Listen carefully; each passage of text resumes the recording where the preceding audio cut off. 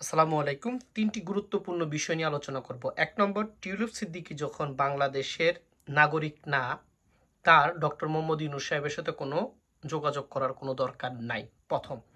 Second, যে বিষয়টি নিয়ে কথা বলব, টিউলিপ সিদ্দিকী নিজেই বলেছিল যে সে বাংলাদেশের কোনো নাগরিক না, সে ব্রিটিশ সিটিজেন।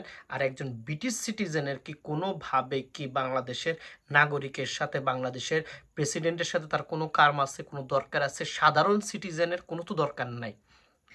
৩ নাম্বার, যখন তাকে এই প্রশ্নটা করা হয়েছিল, তখন কেন করা হয়েছিল? একজন ব্যক্তি কি করেছিল?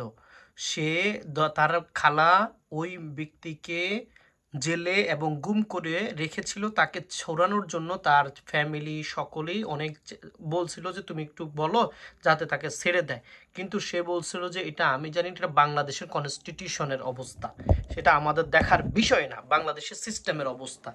সো সংবিধান নিয়ে সে বলতেছিল। তো যাই হোক, তার এগুলো মাননি আমি। এখন এখন তোমার যদি কোনো সমস্যা হয়ে থাকে টিউলিপ সিদ্দিকী, তুমি সরাসরি বাংলাদেশে যাও, বাংলাদেশে যাই এই জিনিসটাকে ফেস করো, আমি মনে করি। কারণ এখন ডক্টর মোহাম্মদ ইউনূস সাহেব এখানে আসবেন, আপনি এখানে যাবেন, যাই দেখা করার কোনো দরকার নাই তো।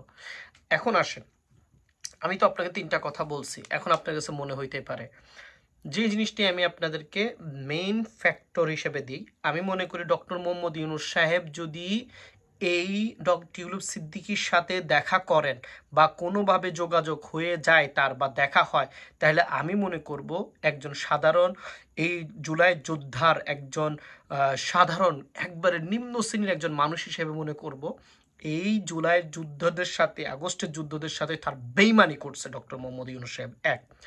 সেকেন্ড কথা হলো, এই টিউলিপ সিদ্দিকী কিন্তু পুরা জুলাইতে একটা ভাষণ দিয়ে আমাদের জনগণের পাশে দাঁড়ায় নাই তখনকার সময়। তার মায়ের বোন, তার মায়ের বোন বাংলাদেশের মানুষ খুন করছে, আর সে এই দেশে মন্ত্রিত্ব পেয়েছে, মন্ত্রিত্বের জন্য কান্নাকাটি করেছে। সো তারা আমাদের জন্য কাজ করে নাই। সো আপনাকে মাথায় রাখতে হবে, এই টিউলিপ সিদ্দিকী যদি বাংলাদেশের প্রেসিডেন্ট আজকে ডক্টর মোহাম্মদ ইউনূস সাহেবের সাথে দেখা করতে যায়, কেউ যদি বদদোয়া নাও দেয়, আমি দিব, যাতে ডক্টর মোহাম্মদ ইউনূস সাহেব জাহান্নামী হয়। সহজ কথা, আমি ক্ষমা করবো না যারা, আমি ক্ষমা করবো না, আমি নিজেও জাহান্নামে যাইতে রাজি আছি, এরও জাহান্নামে লয়ে যাইতে রাজি আছি। ডক্টর মোহাম্মদ ইউনূস সাহেব যদিও যে ভালো মানুষ হোক আর খারাপ মানুষ, I don't care about it নাও।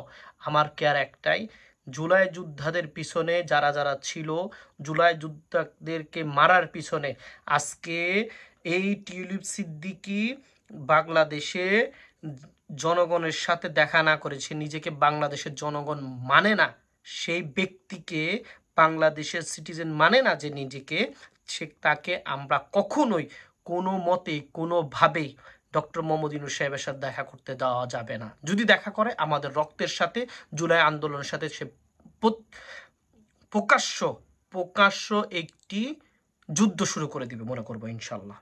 যাই হোক, মনে রাখবেন, বাংলাদেশের ভিতরে সুন্দর একটি সরকার আছে, সেই সরকারের সাথে টিউলিপ সিদ্দিকী দেখা করতে পারবে না, কারণ টিউলিপ সিদ্দিকীর কোনো দেখা করার সুযোগ নাই।